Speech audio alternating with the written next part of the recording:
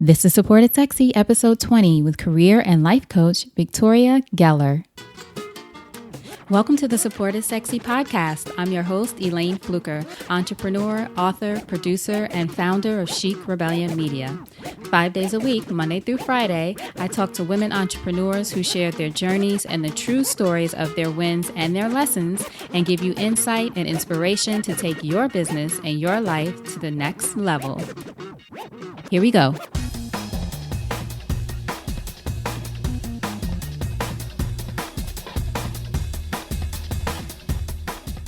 Hi, everyone. Welcome to a new episode of Support is Sexy. I am so happy to have you here because you know it just would not be the same without you. So today, I just want to talk about job shaming just for a second. This is a topic that has come up on the show. Actually, one of our guests, Phyla and Twine, first introduced me to this term, and it just really hit home because I feel like there's a lot of job shaming out there in this world.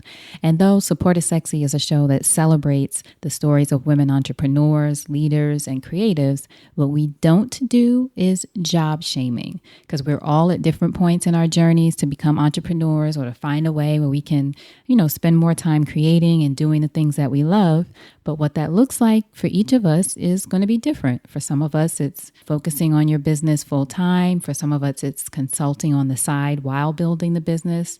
For others, still, it's moonlighting and holding on to our day job and then our working on the business in the evenings. Whatever that is, whatever it looks like for you, there's no shame in how you create what works for you.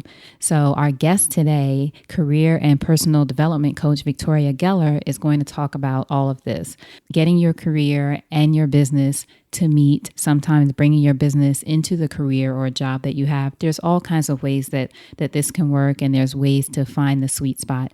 And Victoria is going to talk to us about that because this is what her business is all about, helping people really navigate those areas where they feel stuck and just figuring out how to make it work in their career and in their lives. So what you'll learn on the show today is why having a quote unquote bridge job is a smart, strategic move. Also exploring the possibility of being an intrapreneur, as they call it, so being an entrepreneur sort of within your organization. How to solicit feedback and get support in your blind spots. This is very important, something that we need to do a lot more of. Also, most of us have a story, Victoria says, and we need to leave that story behind in order to succeed. Self-talk, the things we say to ourselves, the things we think about ourselves, very powerful. Victoria talks about how we need to leave those things behind and create a new story. Also, 3 ways to move beyond your story. So she actually gives us some tips on things that we can do to make that happen instead of leaving us out there hanging, trying to figure it out on our own. So this is a really good episode, actionable advice. I know you're going to love it. So without further ado, Victoria Geller. So Victoria, thank you so much for joining us on an episode of Support is Sexy. I'm happy to have you here. I'm very excited to be here as well. Thank you. So I have to ask you the first question I ask everyone. When did you first fall in love with entrepreneurship? Well, I actually had a really love-hate relationship with entrepreneurship. It took me a while, actually. I really fought it. I've been working in advertising and marketing for over 17 years. And as I started to see where my life was progressing as well as my career, I started getting opportunities to do more of more consulting and things of that nature. And also just the work environment, I think, has changed for a lot of people. There's no real guarantee of jobs anymore, et cetera. Right. And I found myself last year thinking about it, but then actually put in the situation where I was laid off. And I saw things coming in. I'm a certified strategist and coach, as well as was doing some consulting in specifically my field of marketing and advertising. And at first it was great. And then I really started to panic about, well, you get really used to it. Like I call it like the Pavlov's dog syndrome. And you get used to a paycheck coming in, and then you're so reliant on yourself. And at first I really, really fought it. I actually paid for a business coach to try to help me. It was a real mindset shift. And I would say that I didn't fall in love with it until this year when I actually joined a group where I was introduced to you, actually. Yes. Yes. And I was actually able to see very successful entrepreneurs and know that I wasn't the only one that was going through any struggles and or excitement celebrations, etc., but could be with other women that I could see as role models. And I'd actually just say it's probably in the last like 2 months that I finally have decided that I'm in love with being an entrepreneur. Now, what do you think that push and pull was? Because like you said, I think so many of us have that, especially if you come from either a corporate environment or somewhere where you were making a lot of money or just even regular money, even if it weren't quote unquote a lot. Yeah. What do you think that push and pull is? Is it just that we get so used to having something coming in regularly, even though we really want to try something else? Yeah, I think there's a lot of the basis of it is just fear. There is this false sense of security in having a corporate job, and you just get used to that, and we get into such a rhythm, and it just becomes habit. Any kind of repetition just becomes a habit, and then once that goes away, and you're solely responsible for yourself, it can feel very isolating. It can feel very intimidating, and the security net feels like it's kind of fallen out from underneath you. Mm-hmm. But at the same time, on the flip side, when you're working in corporate America, your worth is dictated by someone else. And I've just really have been dealing with it specifically over the last like 4 or 5 years, but it's ramped up considerably with where the economy's gone. That when your worth is dictated by someone else, that you're extremely vulnerable, and it may not feel like it, but I think that's what finally made me start realizing, well, not only am I vulnerable, but also they dictate my worth, and I actually can work as hard and harder as I want, but they decide whether I get a raise or not. I can't really increase my income down the road. And with being an entrepreneur, I can see the upside of I get to decide how much effort I put in, and also where like the sky can technically be the limit, and that's is like the plus side of it. I think that's so true. And looking at that, it's almost one of those things where with entrepreneurship, you really get to see that what you put in is what you get out, even if it's not immediately. But as far as the money you get paid or the audience you build or whatever you're creating, you get to see a direct result of your work, as opposed to, as you say, in a job and a career. Not that we're career bashing. None of that. No, not at all. Yeah. I still have a time job now. So Exactly. And I was going to talk to you about that. Yeah. But, just this idea, though, that you can create something, whether it's while you're working a full-time job or on the side, where you can make as much as your ability will allow, as opposed to having a cap on your pay. Exactly. Yeah. Love that. Now tell me, who was Victoria as a child? Where did you grow up? So I grew up in Northern California, just south of San Francisco. I grew up in a very sheltered family in a very good way. We were very close. There were 11 of us, and that was the extended family. We were very close to my grandmother and grandfather. So there were 4 kids that my grandmother and grandfather had, and then they had 4 children. Those children had 4 children, which is I'm part of that grandkid set, and we were just always together. I had, as I said, a very strong link on my maternal side. My paternal side, my father was an alcoholic and not in my life. And so he probably really left my life around 5, and then I didn't really reunite with him until much later on in my life. But it was always a very tangential. My maternal side is really who I was really very close to. And what were you like as a child? Were you quiet? Were you always creative? Were you always bossy? I mean that in the best way. I would say that I was always very curious.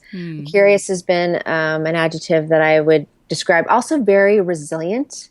It's going to sound like, I'm going to start talking about my entire life history, but from the day I was born 6 weeks premature, at a time where babies didn't live at that juncture, and just thrived. And I've always been very self-reliant, very resourceful, and very curious. And it's interesting because I grew up in a household that felt, and we've just been talking about this, the women in the family. I grew up in a household where the men dominated everything. Yet, and I was one granddaughter of 3 grandsons, but I lived in a very much a dichotomy of I never felt wasn't anything I could do. Yet when I graduated from high school, my uncle said to me, now, when you go to college, make sure you find a man. I was like, okay. And then, no, it gets better. When I graduated from graduate school, the #1 international business school in the United States for international global business, when I graduated, I remember being in the car with my grandmother. She looked at me and she said, Tori, That's my nickname. How come nobody wants you? And I was like, I just graduated from the number one Right. international business school in the United Just States. like, but you didn't do the thing that we sent you to school to do. Exactly. But at the same time, they were extremely proud of me. I've always just, I would say that I've always just done whatever I wanted. Oh my gosh. Now, what school did you go to again? Where was this? So I went to USC undergrad, and then for graduate school, I went to Thunderbird, which is the number one international business school in the United States at that time. What were you thinking that was going to be your career at that time? Did you have an idea or did you just study what was most interesting to you at that time?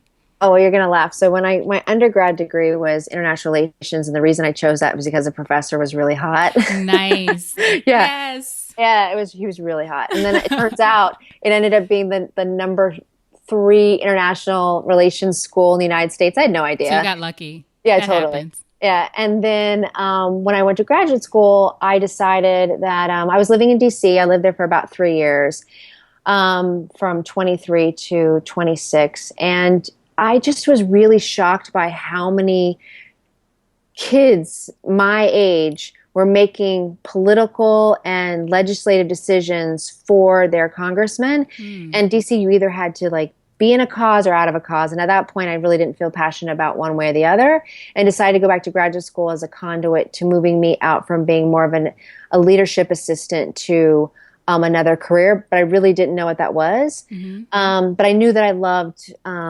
culture, global relations, I mentioned cultures, but really just loved traveling, et cetera. So I thought that would be a really interesting place to go. And they had a tripart curriculum that they still use, which is that you have to take language, culture, finance slash marketing, so business. And it was wonderful. I just decided I was going there. I got there. And then when I got out, I had no idea what I wanted to do. Hmm. And you didn't find a man while you were there. I didn't find a man there. So I failed miserably. And then I really didn't know what I wanted to do. So I took a year off. It was a different economy at that point, and traveled a bit, which was great. Ended up with an internship back in Northern California, staying with family, and just decided, you know what, I really want to move to New York. I think my passion is doing creative. I was working on a creative assignment in graduate school. Came out, showed a couple creative people my portfolio, and they were like, "This sucks. Oh. Why don't you do something more business like advertising, but go into account management?" And so I came out for 2 weeks to New York, said, "Here I am. Hopefully you're going to hire me. I feel like I'm different from the rest of my peer set who is just out of college. Hopefully I'll get a role." I did. I ended up with 2 opportunities, and that was the beginning of my advertising and marketing career. Now, do you think that that gap year, as they call it now, do you Oh, think that helped you gain some more experience or some more experience and leverage on your counterparts who were applying at that time? no, I think more my graduate school Hmm. did, but because I was really, I started over, which my family was like, "You went to graduate school and didn't find a man, and then also decided to start as an administrative assistant Right. in advertising." They're like, "Wait, you just did the whole thing wrong." Like, but I did. Because of my graduate degree, and I said, like, I really want to get a marketing advertising. I'll start at the bottom, but I'm hoping that I will show that I am stronger and more determined. And if I do well, I would like to be compensated and moved up accordingly. And I was. I was very quickly moved up during the ranks. Though, ironically, or not really irony, but just which popped in my head is when I started in advertising and marketing, I was very nervous. Hmm. And I was there 6 weeks, and my boss put her arm around me, and she goes, "We were expecting a lot more from you when you were from graduate school." Oh, no. Wow. And I just took off after that. I think I was kind of hanging, like a little nervous, almost as your question about entrepreneurship. Like, it was new to me. I wasn't quite sure what I wanted to do. Is this the right thing? Right. But then once I knew I had some motivation, I love to prove people wrong. That's another attribute that I have. But as I heard that, I was like, I got the challenge. I love a challenge, and just took off from there. And that sounds like that may have been more of how she was doing it as opposed to we expected more from you. It's not working out. It's just like No. a step up to the plate kind of thing. We're waiting for you to show up, basically. Exactly, and more of an encouragement. And I was just reading about about the fact that we don't know how to give feedback. And even if it's hard, she was giving me very direct feedback of what they were looking for. And I got very specific. And with those guardrails and parameters, I really was able to move forward. Now, how did you know to not, this may sound like a simple question, but I think a lot of us do it, to not take it personally? Like, oh, she doesn't like me, or she doesn't like my work, and sort of go in the opposite direction, because in your case, you stepped up, whereas other people may have shrunk back or felt like, I'm not doing a good job. What am I going to do now? Well, that's so interesting, because I've always been considered very sensitive, and I used to take everything personally. At that point, I think it had more to do with I've come all the way to New York, and I really wanted to prove something, and so really focused on that. And I do think I had a lot of support around me. I had my boss, who I do think she meant that in the most supportive way. I had a superior above her who just thought I was fantastic and gave me a lot of feedback. So I just got a lot of positive reinforcement that while separate from the feedback on areas that I needed to pursue, I didn't see it as mixed. I was like, okay, these things I'm good at, these things I need to improve on, and I'll focus on improving on those. And then they gave me the actual tools to do so. Mm-hmm. When I was at work, I've been talking about this a lot lately, because I have to manage people. We used to have layers and hierarchy. It's become a much more flat system, and I had the benefit of really having guardrails around me to help me move forward. Whereas now, while I was very self-reliant, it's largely self-reliant, and a lot of onus goes on the manager beyond just training systems to try to get someone to the next level. Mm-hmm. But to specifically answer your question on personally, I took it extremely personally. I was very very fearful and all that. I've only learned recently how not to make things personal, which is just that it's business. Mm-hmm. And when it comes down to it, and because I've had to go up through management roles and had to let people go myself, which I wasn't in that instant, but it always comes back down to business, which is another appeal about being an entrepreneur. It's not left up to someone to decide whether you're actually performing the way they need. You can decide your direction. And when you mix that personal and business, you're getting that personal back. Whereas sometimes when you're working in a corporate environment, they could love you one day, your books get hit, and then you have to go. Right. To learn how to just kind of become have more of a thick skin.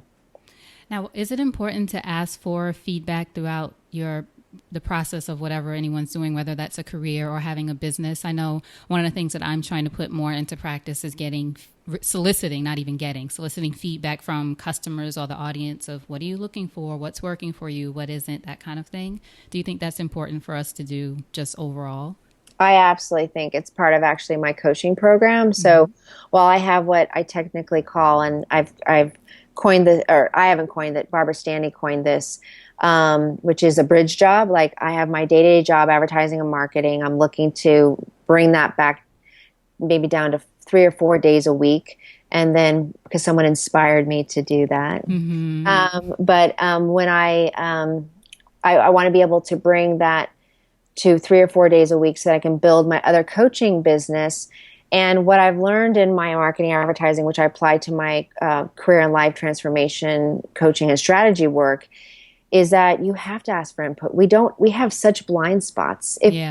There wouldn't be $1 billion going to therapists and coaches if we could just really know ourselves where to go. And so I think it's really important, and this word gets used a lot, but tribe or community, people you trust, but then also to go to the people that you're like, I'm sure they hate me. People that you're afraid to ask those questions. What do they see in you? Because one, I've always found to be surprised that they probably do think some things very highly of you. And two, they might have a different bent on where you may need to go or what you may need to focus on. And then you need to be, one in general, needs to be strong enough to be like, okay, this is the information I want to take in. This is the information that's going to help me move forward, and then disregard the rest. Because usually any feedback you get is always through the lens of that person. Right. So you have to be able to start deciphering that. And that's why working and talking with others and talking to a few people can give you a bunch of different perspectives so you don't just get one part of it and not grow holistically. Yeah, one of the things I learned in the past year or so is just feedback is information. Yeah. It's not necessarily something personal, it's information. As you said, you take from it what serves you or what may better whatever you're doing, and then the rest of it you can always leave. But it's information. Yeah. I love And it. it's like testing and learning from that as well. Like you try things, you get feedback, especially from a business perspective. I'm constantly, and part of my questionnaire that I ask anyone that I'm working with is, give me that feedback. What else could I do better? I don't exactly word it like that, but the point is, tell me now, because I think one of the worst things we do is we hide from it, whether in a corporate or on our own. Right. And then we're 6 months down the road and like, gosh, if we just had asked or if someone had been honest enough down, like for back, I would have gone in a different direction. I do believe that we go in the directions we need to, but you do need to get that kind of feedback to just chart a course. Right. That's great. Now, one of the Yeah. things you mentioned was the idea of a bridge job. Is Yeah. that it's a position that you'll keep until you transition fully into working full time on your business? For me, it still serves a dual purpose. One, it's income coming in while I'm building up my coaching and strategy company, and I'm actually on track to make as much as I did last year this year. But it doesn't completely. I'm sorry, I'm on track to make as much as I did last year this quarter alone. So I'm moving in the right direction. Right. But I live in Manhattan, and there are real expenses, and I have countered that with okay. I need to make sure this income come in because it gives me a sense of security, whether it makes sense to anyone else or not. Like Right. going in and being there and having that income coming in, I've worked really hard for it. And if people are going to pay me, I'm going to take it as long as I can. That being said, I don't see a lot of women or men down the road in their 60s and 70s. Not that I'm anywhere close to that, but as you can tell by my young son, that there's just not those role models down the road. And I knew I wanted to move into a new direction with this the entrepreneurship and starting my own company. But I also selfishly, I get to learn more about marketing and advertising every single day, building brands. And that's what I'm doing with my clients. You're building a personal brand. What do you stand for? Who are you? And then really down to the nitty gritty of like, if I'm working with my clients, they're entrepreneurs and or working in a corporate environment. They want to know how to succeed. And so it actually is my point of difference that I truly have this work experience to help them in any regard. I love that. I think that's so important. I wanted you to share that just because a lot of times we hear the stories now, these successful entrepreneurs or what's positioned as successful. And the idea is just quit your job and do the business. And this is what everyone else does. And this is how it works. And you're not really in it unless you fully, go this way and quit and do whatever. But there's other ways of doing it. Like with you, you have your full-time job. And as you said, it's actually a point of differentiation for you because of how you work with your clients. You're in a corporate environment and you're still learning while you're there. So I think that's important to show all different points of view on how to be an entrepreneur. Oh, absolutely. And I would echo that I hear a lot of advice given, like, just quit your job. Well, there's a reality to that. And hey, if you have a backup plan, I'm a single mom. I don't receive any alimony from my ex-husband. Some women are still married and all that. Like, it just depends on your circumstances. Right. There's nothing right or wrong, either direction you go. But if you don't feel secure and have support, you're just not going to be able to function. You're going to be operating at a level that is fearful. So you really do need to just examine, decision tree all the different options, decide if that's the direction you're going to go in. Love that. Now tell us about your business, LOAMLife, as it's called. It's a coaching business, but what exactly does your business do for people? Well, so I started off with LOAMLife and just a little bit of history. So I've gone up through corporate America, and LOAM to me stood for Lipstick on a Man. It was actually an acronym when I started. Oh. Yeah, and the reason that it did was because I just felt like corporate environment was just like pushing me through and go, be a man and just put some lipstick on. And I'm like, no, I would be told I was too sensitive or this. And now the irony of it is And just finally, I think the world has caught up with us women. Not that there aren't very sensitive men, but a high EQ is what gets you really ahead today. You have to be able to deal with people and be able to be nimble, and it tends to be a more feminine trait. So that's where it was born, because I was really made to feel horrible for showing any kind of like softness or femininity, yet at the same time I was still progressing. So it was a very confusing time for me of, you're telling me I shouldn't behave this way, but then you think that I really understand people and I'm building relationships with my clients, so I'm actually being kind of punched in the face and told to keep doing that. Right. So I really wanted to take off that stigma of, we can be ourselves in corporate America. And in fact, we need to be ourselves in corporate America. So I have many levels to my business. There's the personal side of it, working with individuals, and there's also the corporate side of it, working with executives hired by companies to also work with teams. And what I've been discussing with them a lot, and I was just actually I'm very proud, was asked to speak in front of my alumni association, my graduate school, to share about my personal development program. And what I focused in on really was just that it's the face of stress. There's so much stress in this world, and we can no longer look at people as just almost cogs in a wheel. It used to be, you had a job, you went 9 to 5, and you were paid and you had a life. Our lives professionally and personally have just completely blurred. And yet we expect everyone to almost be, as I mentioned, cogs or robots, and they don't have personal lives, yet we encroach upon their personal lives in corporate America. And so what I work with is on both sides of the fence of people who are wanting to change their lives. So my tagline is, when you're ready to leave your tail behind. And what that is that most people of us have a story. I had a story in my head that I couldn't get ahead in corporate America if I was too sensitive. And I worked with coaches and everything to hold on to who I was, maybe toughen up a little bit, but I needed to leave that behind, because actually it's what's made me successful. And my trying to please everyone and do what they were saying versus what I knew was right was actually killing my career, instead of just being the individual and just owning that.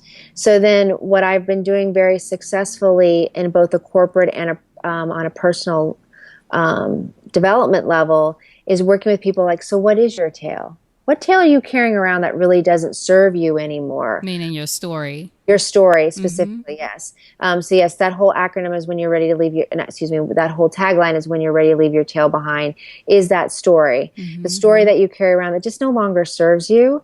And then that could be keeping you behind in a mindset of not being able to really move forward as an entrepreneur, or not being able to move up in corporate America because you feel like you're either too old or not smart enough, or whatever it is. And vice versa, it can be with executives. I've worked with quite a few executives who don't realize that they have built a story around that they need to be so tough on their employees, when actually they're isolating and creating turnover amongst their employees because they don't feel that they're connecting or feel that they have been, that their boss feels highly about them. So it's just there's always some sort of tale or story that we are holding on to that at one point just doesn't serve us anymore. And I think you actually use that language of, what serves you, what doesn't serve you, and being able to decipher that and finding out why are you holding on to those things, especially that's not serving you, that might be actually keeping you from progressing. Right. I love that. Now, I know you have a 5-step proprietary process that you use with helping people move on, but what are 3 ways that we can sort of create change in our lives, in our, whether it's career or otherwise, when our story is holding us back? Are there 3 things that you I'm putting Victoria on the spot, 3 things off the top of your head that you can share, or even if it's not necessarily 3 tips, but 3 things that you've seen come up frequently with your clients in what's been holding them back? Yes. One is, and we've kind of touched on that, is really addressing getting input from others. That getting input, insights, whether it's from bosses, subordinates, peers, clients, your own clients, is extremely important because, again, as I said, we all have our own blind spots. And so getting that input and then being able to decipher through it, decide what's serving you or what's not serving you, and then moving on is extremely important. It helps to define who you are. And sometimes we think we're perceived in one way and we find out that we're not perceived that way. So one of the first steps really is like writing out like, who are you? I am this. And then talking with others to see what are they seeing, and is the perception that you have other people's realities. The second thing would be really embracing, and I think this is a very important concept that people fight a lot, like, we think everyone thinks like us. We really think that like they must feel like us, think like us. And it's not by any means meant negatively. We just don't put ourselves often in other people's shoes. One, which is why it's good to hear other people get their input on yourself, because you realize like my perception is my reality, but their perception is their reality, and both are valid. Right. And then really figuring out what you're going to own versus others. So that is a huge step of, what am I going to own as a problem in this? And what are you going to own in this? What is it really that there's? Because I find that there's two ways people go about things. One, they either blame themselves entirely or they blame someone else entirely. Mm-hmm. And it's never that black and white. It is really, I'm either doing something or getting something out of this situation, whether it's negative or positive at work, that is serving me, and I continue to work that way. And vice versa, they're doing something. If there's somebody else involved, they're involved, and you need to be looking at them and figuring out what their reality is so that you can actually then position yourself. The last thing I would give is I highly recommend, and this is a big, huge part of my strategy working with men and women in coaching, is scripting. I am someone who will fly by the hip. So, you putting me on the spot, I'm like, ooh, adrenaline running. Yeah. You like it, I can tell. Totally. I feed off of that. And it's because my profession, I'll be put in front of clients and I have to be able to react in an instant. But it's really important to think ahead. It's important to really look at what could be the worst case scenario, what could be the best case scenario, what are you looking and hoping to accomplish, and then what I call, it's a marketing term, but just decision tree it. These are all the ways this could go, and take it as many steps as you can until you really can't go any further. And I do that with my clients regardless, because, for example, really more of a personal area, but,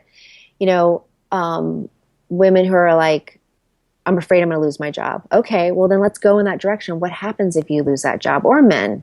And then finally you get to a place where you're like, oh, it's not as bad as I think, but all the energy I'm putting behind that is making it even worse. Right. So is it like you do, sorry to interrupt, but is it for the decision tree, it's, I think I might lose my job. Okay, what if that happens? And then what if that happens? Yes. Then what if that, okay. Exactly. And keep asking until you're like, okay, well, the worst happens, I end up living with my family again. Well, okay, that's not ideal, but I'll build again. Right. What people seem to forget is that, like, right now, you have been and are successful. And when we start to go in a new direction, we feel like, oh, that could never happen again. But that's not the case. And just really taking all these different directions and just going to the worst case scenario will then make it less what's the word I'm looking for? It'll make it less severe and strangling, and will dissipate it. It will actually make it less scary. And so then going through all those different scenarios can then help you script. All right, so if you decide that the worst case thing is you could lose your job, what are you going to do? How are you going to say things to make sure that you don't? How are you coming across? Which again goes back to like really understanding how your peer set or people around you see you. Because if you're gripped with fear, they're probably picking that up. And I can guarantee you and tell you the best piece of advice that I have based on seeing what I've done in corporate America, people don't want to be around people who are scared. Mm-hmm. It's scary enough, and either you'll get attacked or they will want to distance themselves from you. So while that is the worst case scenario, they're like, I'm feeling scared, and now I'm perpetuating that. Okay, so then how do you work on this to not perpetuate that, or what conversations do you need to have? It's something as simple as even of asking for a raise. Okay, so then what's keeping you from doing that? And then how do we script that so that you can actually get what you want? And there's a lot of layers to that, obviously, but scripting and taking the time and having that, giving yourself that pause, I've had to really work on that of like, okay, I don't need to have this conversation right now. I'm going to come back to you, and then work with someone besides just yourself to like bounce that off. And that's why it's important. It's good to work with like a coach or a friend, because you know what? Support is sexy. Yes, it is. Nice. That's the marketer in you. You know how to That just is pull right it there. right in. I'm I pretty love damn good at You it. are pretty damn good. You've said so much in that. Thank you for that. That Yeah. was an There's excellent three tips. One thing I wanted to mention of all of it was so important, but one thing you said too is sort of I have this idea of a step back isn't the same as a setback. Like you yeah. talked about as bad as it gets, but sometimes we view it as, oh, this is going to ruin everything and I'll never do whatever it is again. And it's sort of take a step back. And also what you mentioned, even with negotiating, you may not need to have the conversation right then. So I'm a big proponent of take a beat. Can I get back to you? Can we follow up tomorrow in whatever way? Those are such important steps that sort of give us space to not try to push through the fear in the moment of facing whatever person or situation that is.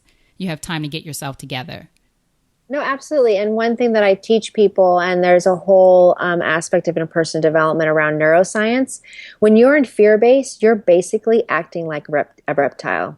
You're not thinking things through. There's three parts to your brain. The reptilian part, that was the first to progress, and all it was supposed to do was keep you safe, right? There's danger, run away, or fight, flight, or freeze, but mostly just to keep you safe. The next part of your brain that was developed was the mammalian part, the feeling part of it. Okay, so but now I'm feeling this way. That's great. It helps us connect as human beings, but sometimes those feelings, all they are just feelings. You're really not in danger. That person can't really hurt you. That environment at work is okay. You can get past that. And that's getting you up into your rational part of your brain, which is the primate part of your brain, which is like, okay, I know I want to run away. I know that I feel very sad, or I feel overwhelmed, or whatever the experience is. But when I get up into that other part of my brain, rationally, I know that I am safe. I can change this situation. And that's what helps with like scripting and all that. And talking out with someone can help diffuse that, which feels so real. Because it's just your body honestly trying to save you.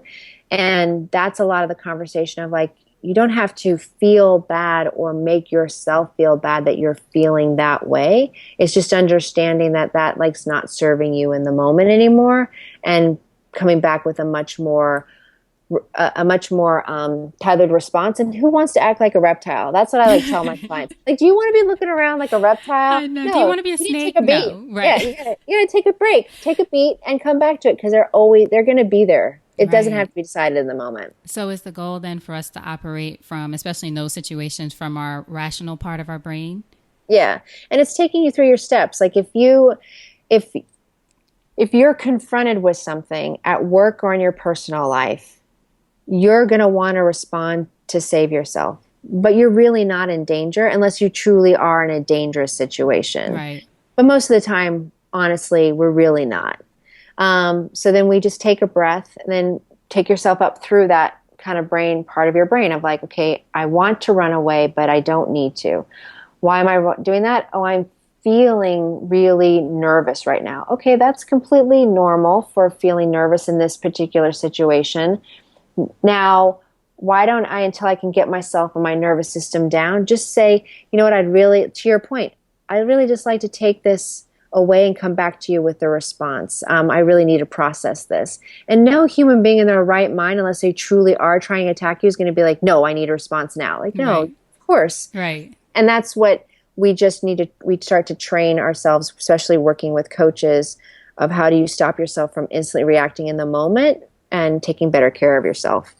Do you find that out of your clients, women or men have more difficulty in doing this? I know as a woman, sometimes there's this inner pressure. And again, it's my own story. It's nothing that's actually real. I need to respond in this moment, or they're not going to think that I'm assertive, or they're not going to think I know what I really want, and that kind of thing. Do you find that one group of your clients or other, or whether it's gender or age or anything like that? I'm just curious.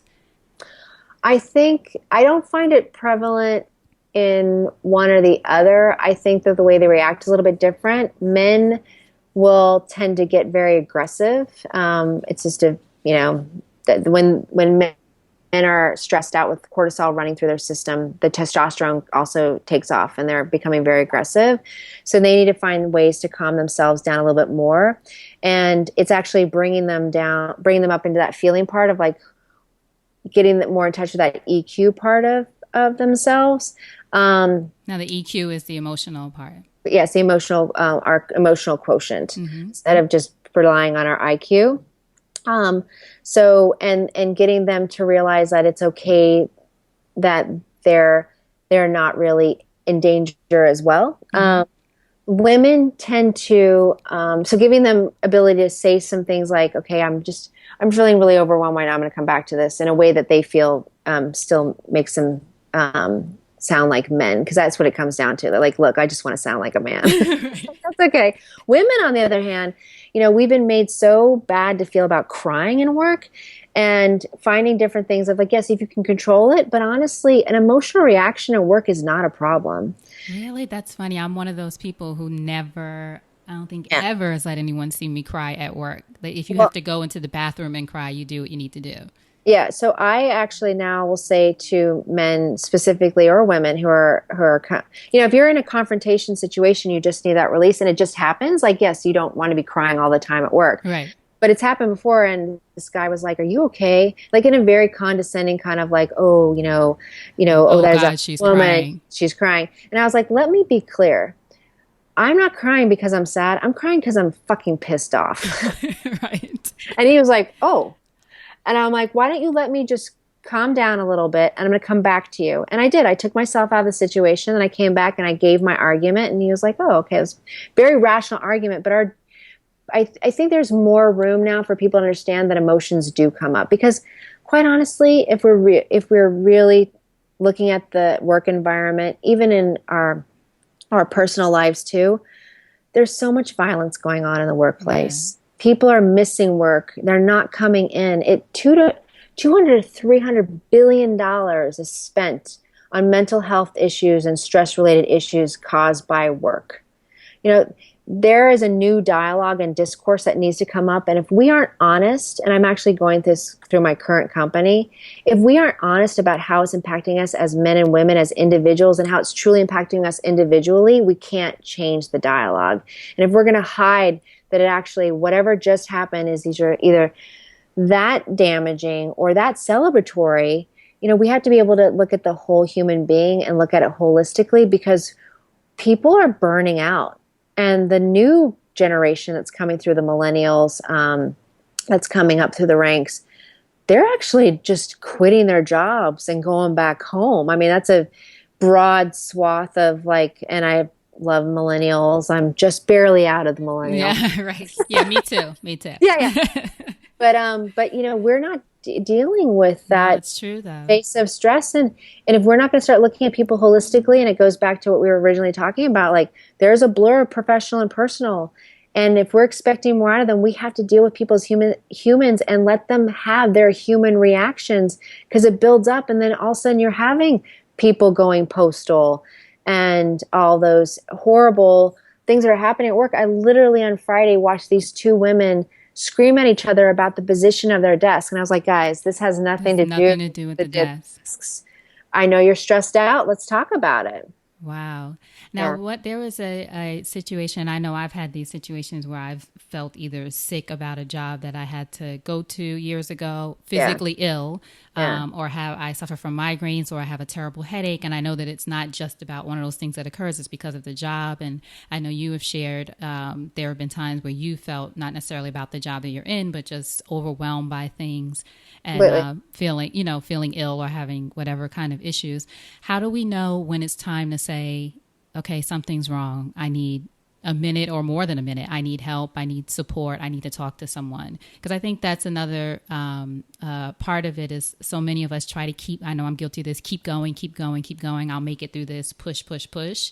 Yeah. And then you get to a point where your body either literally collapses or something else goes wrong.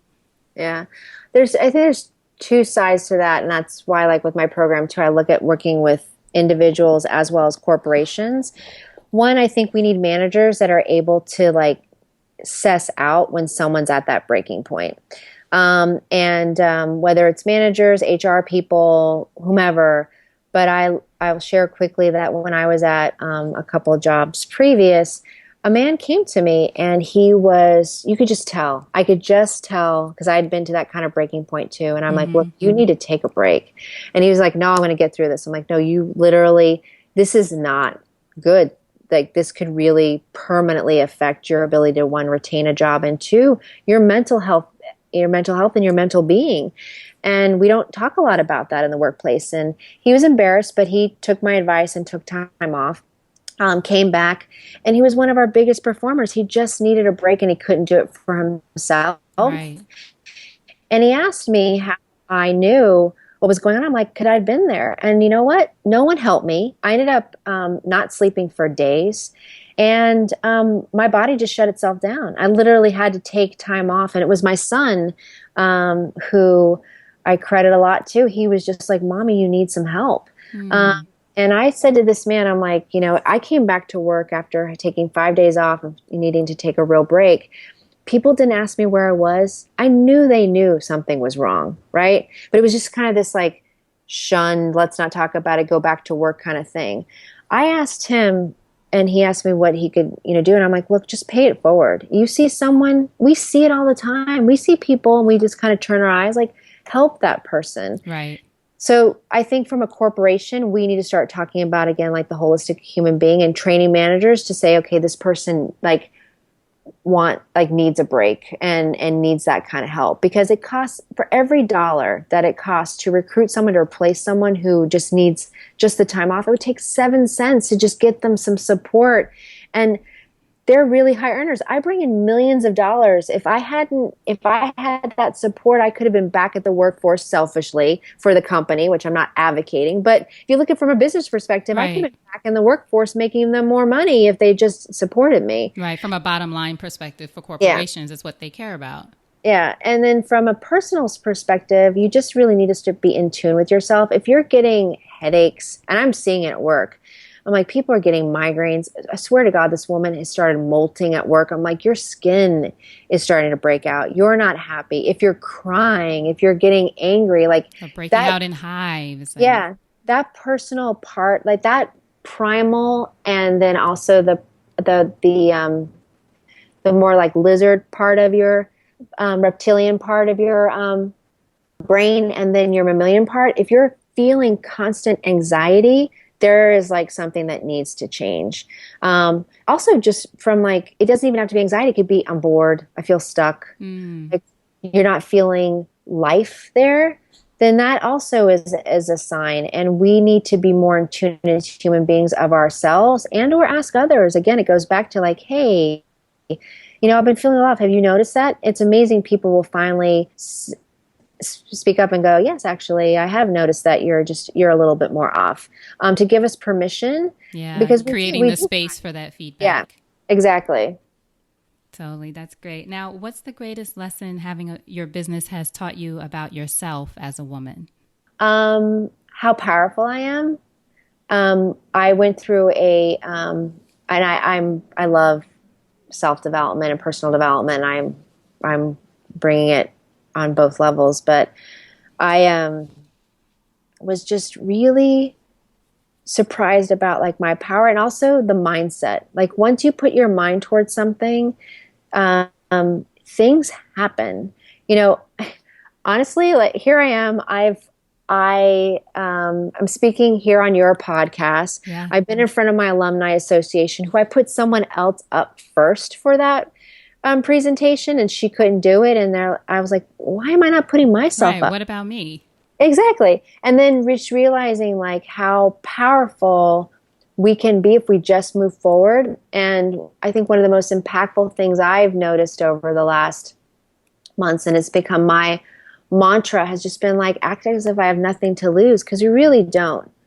We really truly don't have anything to lose. Now, that doesn't mean being careless. That doesn't mean unless you really feel that's what you want to do, you have to give everything up and start over again. We can do smart things for ourselves. But in the end, if you did lose everything, we're resilient human beings and we'll get back up. We've all hit those bottoms before. I love that. Now, what does your support network look like? You mentioned your son, which is great. I love that he was like, Mommy, you need help. I need a little person in my life to be like, you need help. You need a minute. He also threw my BlackBerry across the room. So he was he was paying my attention. You need help and I'm going to break everything that's distracting you. I love it. Exactly. Oh my gosh. So who else is in your life or in your business that supports you? What's your support network like? I think that's one of the most important things that we can have. I've heard it called investors. I actually call them the board of directors. I've taken a lot of my marketing and advertising terms into my business. What helped me the most, and I think helped me grow the most, is just being selfish about who I let in my world. Mm-hmm.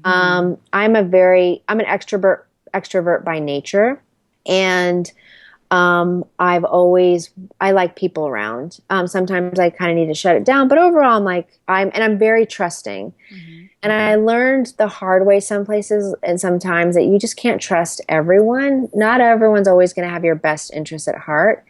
And that can be family too. Like they love you and they mean the best, but they really aren't helping you. And I have had to have either move on or I've had conversations where no, that's actually not helping me. That's not serving me, and became selfish about who I let in and kind of testing and learning about that. Like, okay, you know what? Sometimes people are off and you get hurt. Okay, you can try it again. But after that, it's like, no, I have so little time with a full-time job, starting my company, which is starting to take off, my son. If I don't feel you're adding to my growth selfishly, and as hard as it's to say, and I think this is a very feminine quality, to be like, oh, but I feel so much shame about not letting this person in my life, they're suffering. It's like, no, that's bullshit. Right. And I'm not sure if I'm allowed to swear on your You're podcast. allowed to swear. You're allowed. Swear freely. I've done it again. And I'm like, no, okay, then fine. It's fucking bullshit. We shouldn't do that to ourselves as women. Like, we don't owe anyone anything. Everyone needs to stand on their own. And so my female friends are well vetted. I've gone through different groups to find those women. And I think also just like-minded women that are can either help you up and you can help them up. They need to be symbiotic relationships. You need to be getting something back. And if you're not getting it back, you need to just end it.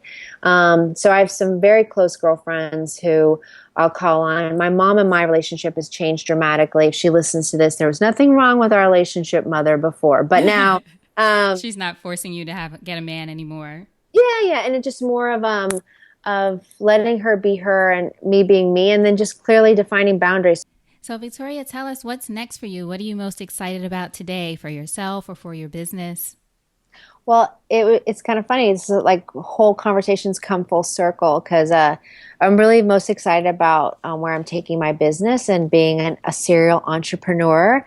Things have just taken off. It's something that I've been feeling and I've been talking about with my own clients. It feels like everything goes too fast and too slow at the exact same time. In what way? It's like things are taking momentum and you're just like, oh my gosh, this is happening too fast. Like, I'm just not ready. and then it's like, but I'm not making enough money. It's just going too slow. And it's this very interesting. I don't know if all entrepreneurs go through it. Did you go through that feeling? Do you go through that feeling now? I go through it sometimes. I feel like usually in the launch phase and then things take off, it feels really like, oh my gosh, this is actually happening. I'm actually doing it. And then like you said, it sort of either levels off or then you start comparing where you think you should be at a point and then you go through the other side of it. So to answer your question, probably yes, most of us go through that at different points. Yeah. And I think maybe in a very beginning stages of just really starting a new career and direction, it just feels, oh, this is never going to happen. Wait, it's happening too fast. It's also a thing of that thing of where you finally realize, wow, this is actually working, which is sort of, oddly, it's sort of scary. I don't know. It's one of those weird things like, wow, I'm actually doing this. This is working. People actually are, feeling this or whatever it is.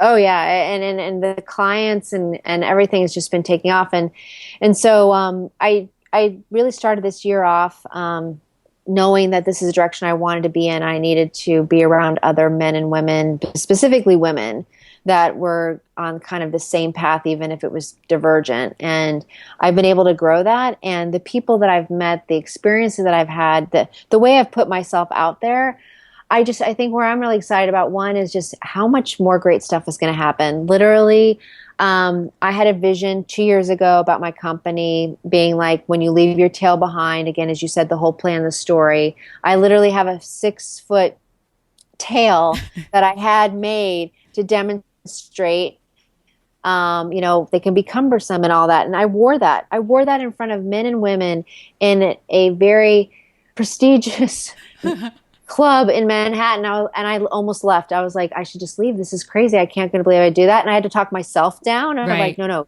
this is what you wanted. Keep going. Right. And so I'm looking forward to more experiences like that. And the women and men that I'm meeting who are entrepreneurs themselves, who are change agents, because I think you have to be a change agent to want to be an entrepreneur. You have to want to do something different and want to create something. Yeah, and create something and innovative and leave your mark. And usually it has an altruistic aim to it as well.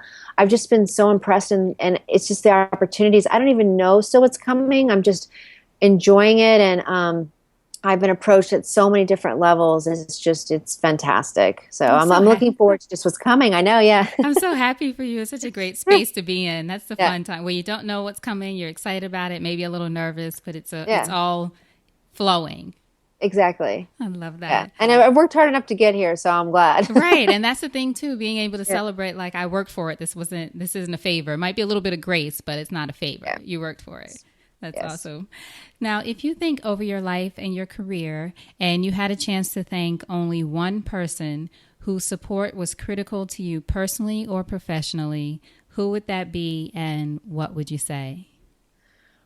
Well, it's a really interesting question because there's 3 people pop into my mind, but if I have to pick one, I'd actually say, and I'll use a pseudonym for his name, but I'd say it was a boss that I had a couple years ago. Let's just say his name was Peter. And he was the most evil person I have ever met. And the reason why I specifically pick him is because I have many mentors and people in my life who have just been very positive, but he really made me sit back. He would scream at me, other people, old school, management style. And I really questioned myself. I really got down on myself. And that's when I actually reached out to find a coach of my own, because I'm like, look, things were just not going the right direction. And I was always focused on myself. I'm the person, like I told you, there's 2 types of people. You either focus on someone else or yourself. I always focus on myself. Like, it's very ego driven, childlike, of like, what have I done wrong? And I just could not figure it out. I could just not figure it out.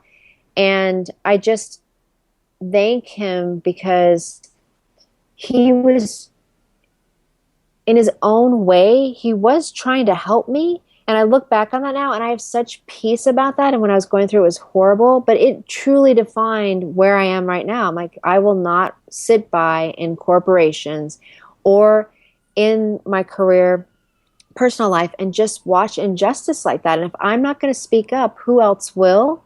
And what did I have to lose? I'll never give him credit personally. But honestly, actually, maybe I will at some point when I'm a bigger person. But he was truly an instrumental turning point for myself to be like, I need to be able to not let people bring me down like this. I need to stand for myself and for others. And it ended up me being in a book, Wall Street Journal, moving forward, and then really kicking off my own business. So I actually owe that man a lot. Isn't that something? How that's such a great answer because we do think about at first the people who have supported us in other ways or the best ways, but then there are those people who really, for lack of a better word, challenge us Yes, and push us to really figure out, okay, what am I really made of and how much am I going to stand for in this situation?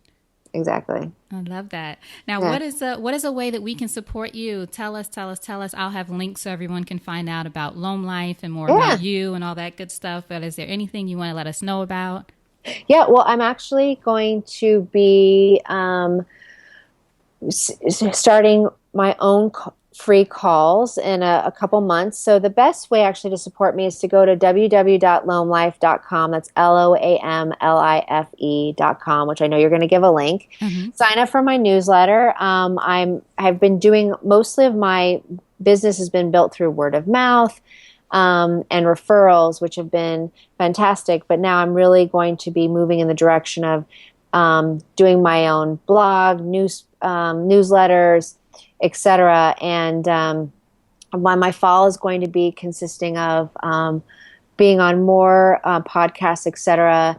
Having my monthly calls where people can get free career advice and scripting for things that are going on in their lives, especially from a career perspective, but also a personal perspective, because again, it all blurs.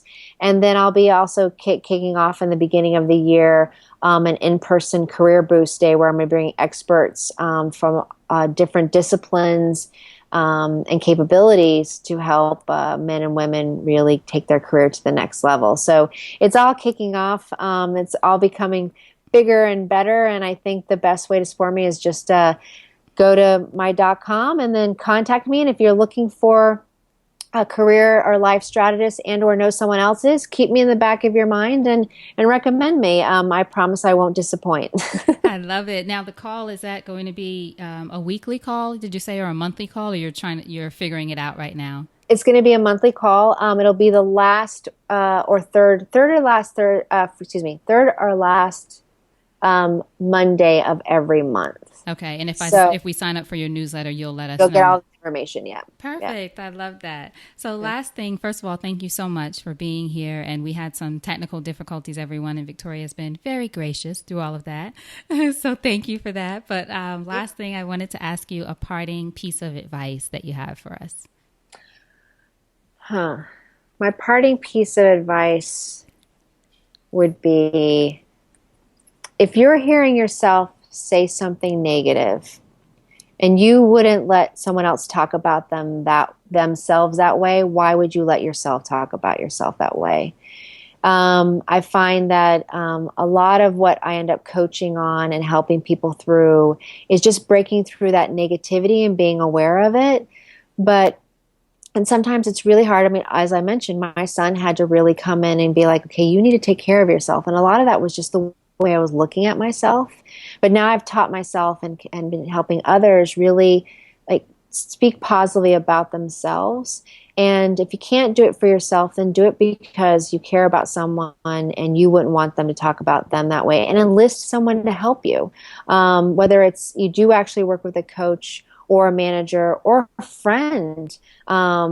We really just need to be helping each other. And, again, to use the support is sexy. It's also support is like what keeps us going. If we really feel we're alone, we're not going to be able to progress nor change this world. And quite honestly, with everything that's been going on for the last week in the news with the shootings on all sides, like everyone needs support right now and everyone needs to be out looking out for each other. So look out for yourselves. And if you're talking negatively about yourself or someone else, I think it's time we all take a pause and just stop it. Because it's like, I feel like there's a big mom that needs to just come in and be like, just stop that. All of you, just stop it. Just stop it. Exactly. Yeah. Thank you so much, Victoria. This has been great. I've learned so much, not only about you, but just your advice and tips. Did you see me writing down all this stuff over here? I have all these notes. So thank you. It's been really great. I really appreciate you. I appreciate it, you, and I really believe in everything that you're doing, and it's just great to be part of your network and your community, and I really hope that we can bring support into our workforce and into our lives so that it just makes it better for all of us. Hey, thank you. Hold on for 1 second. Yeah, no problem. All right. Thank you so much for listening to that episode of the Support is Sexy podcast. And I do hope that you got some inspiration from it. And the challenge is for you to do at least one thing. Take one thing from the episode, at least one thing. You can always do more, but at least one thing that will help you move one step closer to your dream. Whether that's launching a business, writing a book, whatever that thing is that you want to do, take something from this episode and move one step closer. And what I'll also ask of you, if you can tell me what you think about the episodes, what we've been doing, what you want to hear, what you like, what you experience while you're listening, go over to iTunes, leave us a review, and let me know what's going on. What are you thinking? What are you feeling about the show? What else can I do to be of service to you, which is what this is all about, to be of support to you. That's our buzzword, right? You can also go to my website, elaynefluker.com/podcast. So that's ELAYNEFLUKER.com/podcast. Hear more episodes there. Also have a bunch of great videos, tons of information. It's where I'm going to be spending a lot of time, and it's where I love to connect with you. So again, thank you so much for listening. I truly appreciate you and your support. And the most important thing I want you to remember is having it all does not mean doing it all alone. So now, go out there and create something sexy, and I'll talk to you soon. Take care.